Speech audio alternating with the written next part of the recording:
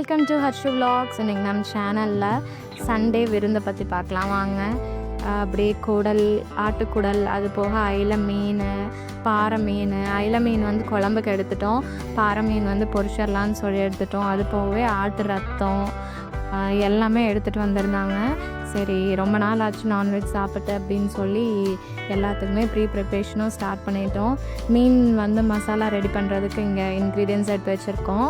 பார்த்திங்கன்னா மிளகாத்தூள் 5-6 table spoon, அது போகவே இஞ்சி ஒரு 5-6 காஞ்ச மிளகா, அது போகவே ஒரு 20 பல் பூண்டு, 20 பல் சின்ன வெங்காயம், புதினா, இது எல்லாத்தையும் போட்டு நல்லா மிக்ஸி ஜாரில் கிரைண்ட் பண்ணி எடுத்துக்கணும். உப்பு தேவையான அளவு உப்பும் சேர்த்து எடுத்துக்கலாம். இந்த மாதிரி ஃபிஷ்க்கு வந்து நீங்கள் மேரினேட் பண்ணி போட்டு பாருங்கள். அப்படியே தவா ஃப்ரையில் பண்ணி பார்த்தீங்கன்னா சூப்பராக இருக்கும். நானும் அக்காவும் சேர்ந்து சமைச்சிட்ருந்தோம். அத்தை வந்து பாப்பாவை வச்சிட்ருந்தாங்க. அப்படியே பேசிகிட்டே ஜாலியாக சமைச்சிட்ருந்தோம். ஞாயிற்றுக்கிழமை அப்படின்னாலே ஒரே வேலையாக தான் இருக்கும். அதை நாங்கள் அப்படியே ஜாலியாக செஞ்சுட்டு மத்தியானம் வயிறு ஃபுல்லாக சாப்பிட்டு உக்காந்துருவோம். இப்போ பார்த்திங்கன்னா பேஸ்ட் வந்து ரெடி ஆகிடுச்சு. இந்த கலரில் தான் இருக்குது கன்சிஸ்டன்சி. இப்போ பாருங்கள், இது வந்து ஆட்டுக்குடல் வந்து சுடு தண்ணி நல்லா வச்சு அந்த ஆட்டுக்குடலுக்கு ஊற்றியாச்சு. அது கொஞ்ச நேரம் இருக்கட்டும். அப்படியே சைட் பை சைடில் ஃபிஷ்க்கு வந்து மசாலாலாம் தடவி கொடுத்துட்ருக்காங்க அக்கா. நாங்கள் கொஞ்சம் காரமாக சாப்பிடுவோம். இங்கே எங்கள் வீட்டில் மொத்தம் 6 பேர், ஒவ்வொருத்தர் ஒவ்வொரு மாதிரி சாப்பிடுவாங்க. அதனால காரமாக இருக்கிறது எல்லாம் காரமாக சாப்பிட்றவங்களுக்குன்னு சொல்லி பிரித்து அப்படியே தவிட்டி வச்சிட்ருக்காங்க அக்கா. இப்போ குடல் வந்து சுடு தண்ணியில் போட்டு வச்சுருந்தோம் இல்லையா, ஒரு 5 நிமிஷம் விட்டுட்டு அது ஒரு 4-5 தடவை நல்லா கழுவி எடுத்து வச்சுக்கிறாங்க. அத்தை தான் இதெல்லாமே வாஷ் பண்ணுறாங்க. குடல் அத்தை தான் செய்வாங்க. அதனால் அத்தை நல்லா குடலெல்லாம் நல்லா கழுவி எடுத்து வச்சுருக்குறாங்க. அப்போ தான் வந்து நம்மளுக்கு அந்த கெட்ட ஸ்மெல்லாம் எதுவுமே இல்லாமல் இருக்கும். ஒவ்வொருத்தங்களுக்கு குடல் பிடிக்காது. நானுமே சாப்பிடாம தான் இருந்தேன். அப்புறம் நான் கல்யாணம் ஆனதுக்கப்புறம் தான் வந்து குடலே சாப்பிட்டு பழகினேன். நல்லா இருந்தது, சூப்பராக இருக்கும். போட்டின்னும் சொல்லுவாங்க ஒவ்வொரு சைடில். இப்போ பார்த்திங்கன்னா குடலை வந்து நம்ம நல்லா வேக வச்சு எடுத்துக்கணும். அதுக்கு தேவையான அளவு தண்ணி, குடல் வந்து மூங்குற அளவுக்கு தண்ணி ஊற்றினா போதும்.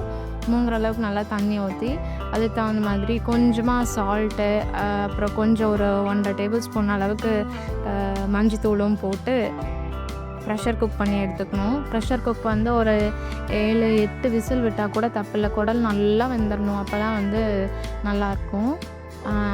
ஒரு சைடில் வந்து குடல் வேட்டுன்னு சொல்லி விட்டாச்சு. இப்போ வந்து மீன் குழம்புக்கான மசாலாலாம் வறுத்தரலாம் அப்படின்னு சொல்லி கடாயில் எண்ணெய் ஊற்றிட்டேன். எண்ணெய் ஊற்றி ஒரு 2 கைப்பிடி அளவுக்கு வர கொத்தமல்லி போட்டு நல்லா மணம் வர வரைக்கும் வறுத்து எடுத்துருவோம். மசாலா எப்போவுமே மீனுக்கு வந்து நாங்கள் வறுத்து அரைச்சி தான் செய்வோம். ஒருத்தங்க பொடியெல்லாம் போட்டு செய்வாங்க. ஆனால் நாங்கள் ஃப்ரெஷ்ஷாக வறுத்து அதை அரைச்சி அப்புறம் குழம்பு ஊற்றி வச்சா தான் சூப்பராக இருக்கும். இப்போ ஒரு வத்தல் வந்து 7-8 காஞ்சி மிளகாய் போட்டுக்கிறேன். ஒவ்வொருத்தங்க காரமாக சாப்பிடுவாங்க. நாங்கள் 8-10 மிளகாய் போட்டுக்கலாம். மீன் குழம்புக்கு அப்போ தான் சூப்பராக இருக்கும். இன்னொரு மெயின் டிப் என்ன அப்படின்னா, மீன் வந்து குழம்புல கரையாமல் இருக்கிறதுக்கு செய்கிறதுக்கு ஒரு 1 hour 2 hour முன்னாடியே தேவையான அளவு புளியும் கல்லுப்பும் ஊற வச்சிடணும். ஊற வச்சு அதை எடுத்து நல்லா கரைச்சி எந்த மீன் செய்கிறோமோ அந்த மீனுக்குள்ளே போட்டு நல்லா மீனை வந்து ஊற வச்சிட்டோம்னா நல்லா விரைச்சிரும் மீனை. இப்போ பார்த்திங்கன்னா ஒரு 1.5 ஸ்பூன் ஜீரகம், 1/2 ஸ்பூன் குருமிளகு போட்டு அதையும் வறுத்து எடுத்துக்கலாம். மீன் நல்லா விரைச்சிருச்சு, அப்புறம் புளியும் உப்பும் அதில் நல்லா சேர்ந்துருச்சுன்னா குழம்புல போடும்போது நல்லாயிருக்கும். உப்பு காரம்லாம் நல்லா பிடிச்சிரும். இப்போ ட்ரை இன்க்ரீடியன்ட்ஸ்னு பார்த்திங்கன்னா இவ்வளவு தான். வர கொத்தமல்லி, மிளகாய், ஜீரகம், மிளகு, அவ்வளோதான். இது எல்லாத்தையும் நல்லா லைட்டாக எண்ணெய் ஊற்றி வறுத்து எடுத்துக்கணும். பார்த்திங்கன்னா தேவையான அளவு வெங்காயம் நாங்கள் வந்து ஒரு 30-40 வெங்காயம், சின்ன வெங்காயம் போட்டிருப்போம். ஒரு 10 பல் பூண்டு, அது கூடவே 2 இனுக்கு கருவேப்பிலை, இதையும் சேர்த்து எண்ணெயில் போட்டு நல்லா வணக்கி எடுத்துடணும். பாதி வெங்காயம் வணங்கினதையும் ஒரு 4 தக்காளி நாங்கள் வந்து சேர்த்துக்கிறோம். நான் புளிக்குழம்புக்கு தக்காளி ஒவ்வொருத்தையும் சேர்த்துக்குவாங்க, ஒவ்வொருத்தைங்க சேர்த்துக்க மாட்டாங்க. நான் இந்த தடவை சேர்த்துருக்கேன். ஒரு 4 தக்காளி நல்லா வணங்கி வர வரைக்கும் எடுத்துக்கங்க. ஒரே ஒரு கைப்பிடி அளவுக்கு தேங்காய், ரொம்ப தேங்காய் போடக்கூடாது மீன் குழம்புக்கு. தேங்காய் போட்டு ஒரு பெரட்டி எடுத்துக்கலாம். கூடவே ஒரு டேபிள் ஸ்பூன் மட்டும் மஞ்சத்தூள் போட்டு அதையும் ஒரு நல்லா ஒரு பெரட்டி எடுத்து அந்த சைடு வச்சு ஆற வச்சு கிரைண்ட் பண்ணி வச்சிடலாம். இது கிரைண்ட் பண்ணி வச்சதுக்கப்புறம் நம்ம ஊறும் இல்லையா மீன், அதுக்குள்ளே அப்படியே ஊற்றி கொதிக்க வைக்கிறது தான். மீன் வந்து கரைஞ்சி போயிடும் அப்படிங்கிற பட்சத்தில் மீன் வந்து நாங்கள் கடைசியாக போடுவோம். இப்போ பார்த்திங்கன்னா ஆட்டு குடல் இருக்குதுல்ல, அதுவும் விசில் வந்துருச்சு. ஒரு 7-8 விசில் விட்டோம், அது நல்லா வெந்து வந்துருச்சு.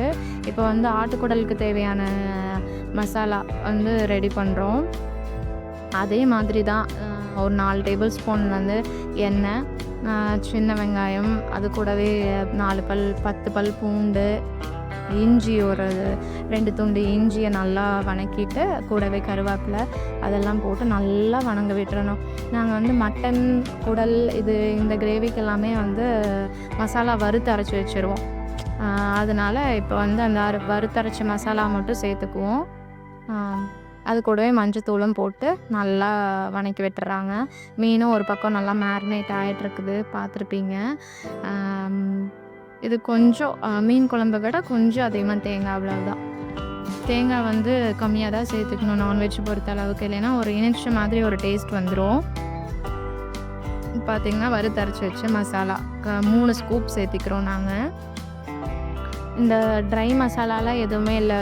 கொத்தமல்லி, வர கொத்தமல்லி, பட்டை, சோம்பு, கிராம்பு, ஏலக்காய், அதெல்லாமே ஜீரகம், குருமிளகு அதெல்லாம் நல்லா வறுத்து அரைச்சி வச்சுருக்கிறது தான் அந்த மசாலா.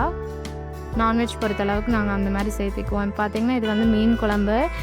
அரைச்சி வச்ச மசாலாவை தண்ணி கலந்து, வேணுங்கிற அளவுக்கு தண்ணி கலந்து, மீன் புளியில் ஊறி இருக்கும் இல்லையா, அந்த புளி தண்ணி கூடவே சேர்த்து நல்லா கொதிக்க விட்டுருவோம் பச்சை வாசம் போகிற வரைக்கும்.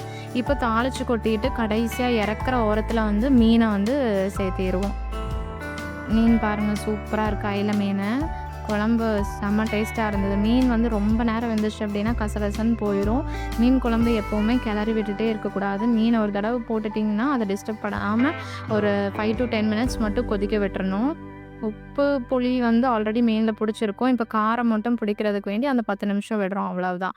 ஸ்டார்டிங்கில் இருந்தே மீனை விட்டோம் அப்படின்னா கரைஞ்சி போயிடும். அதனால தான் நாங்கள் வந்து லாஸ்ட்டில் போடுறோம். இப்போவே பார்த்திங்கன்னா ஒரு 5 நிமிஷம் தான் ஆயிருக்கும். மீன் வந்து எப்படி ஆயிடுச்சுன்னு பார்த்தீங்களா.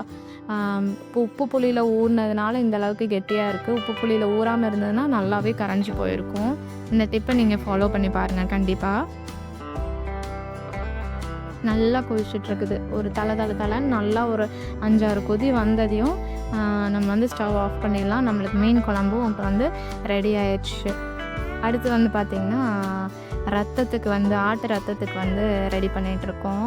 ரொம்ப நாள் ஆச்சு இவ்வளோ இன்க்ரீடியன்ட்ஸ். நாங்கள் ஞாயிற்றுக்கிழமை அப்படின்னாலே ஃபுல்ஃபில் ஆகணும் அப்படின்னு சொல்லி இருக்கிற எல்லா இன்க்ரீடியன்ஸும் எடுத்துகிட்டு வந்து காலையில் 10 மணிக்கு ஆரம்பித்தோம் அப்படின்னா 1:30 மணி ஆயிரம் எல்லாம் ஃபுல்லாக சமைச்சு முடிக்கிறதுக்கு.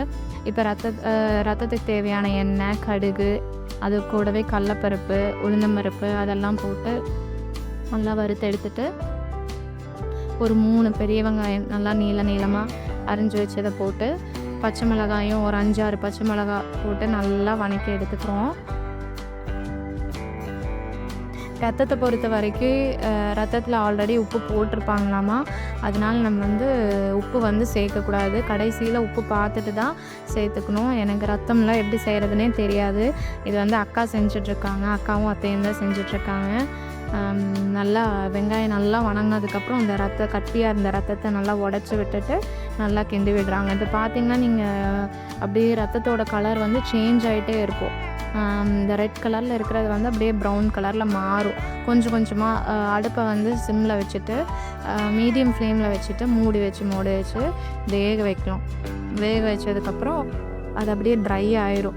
ட்ரை ஆனதுமே நம்மளுக்கு தெரியும். இப்போ வேகலை அப்படின்னா லைட்டாக கொஞ்சம் தண்ணி தொளிச்சு அதை நல்லா வேக வச்சுக்கலாம்.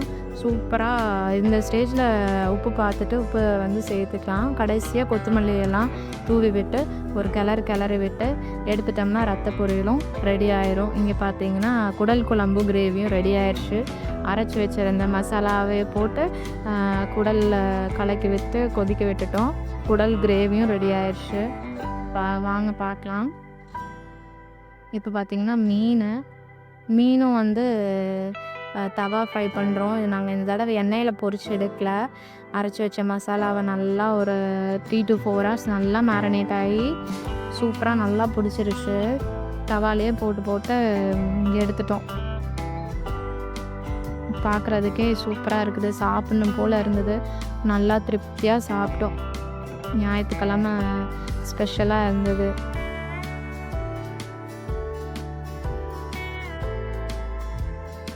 இப்போ என்னென்னலாம் சமைச்சிருக்கோம், என்னென்னலாம் செஞ்சுருக்கோம் அப்படின்னு சொல்லி ஒரு வியூ பார்க்கலாம் வாங்க. இது வந்து ஆட்டுக்குடல் தண்ணி. அந்த தண்ணியை வடித்து வச்சுட்டு தான் ஆட்டுக்குடல் குழம்பு வைப்போம். இது பார்த்திங்கன்னா இது ரத்த பொரியல். இது வந்து குடல் கிரேவி.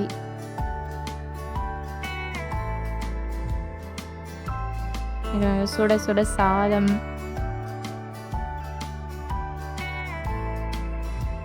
என்னதான் நான்வெஜ் சாப்பிட்டாலும் கடைசியில் வந்து ரசத்தோடு சாப்பிடணுன்னு அத்தை சொல்லுவாங்க. இது வந்து புளிரசமும் செஞ்சாச்சு.